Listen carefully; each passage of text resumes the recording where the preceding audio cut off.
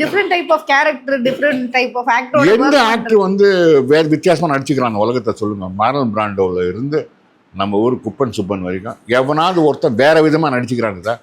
வேற விதமான கன்செப்ஷன் இருந்திருக்கும், ஓகே, வேற விதமான மேக்கப் இருந்திருக்கும். ஆனா பெர்ஃபார்மன்ஸ் எல்லாம் நடிக்கிறோம் ஒரே மாதிரி தான் நடிப்பாங்க. அதில் exception Sivaji sir, Kamal sir. Sivaji சாருக்கு நேச்சுரல், கமல் சார் டெவலப் பண்ணுது.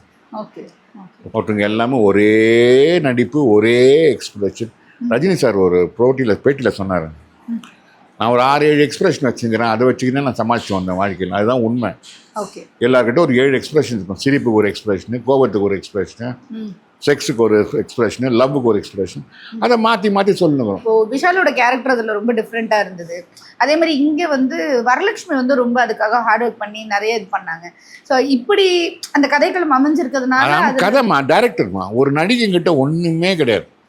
எல்லாமே டைரக்டரோட கன்செப்ஷன், ஸ்க்ரீன் பிளேயை பொறுத்து தான் அவங்க சொல்கிறாங்க. அதுவும் பவர்ஃபுல் டைரக்டராக இருந்தால் அவன் நினச்சதை வாங்கிடுவாங்க.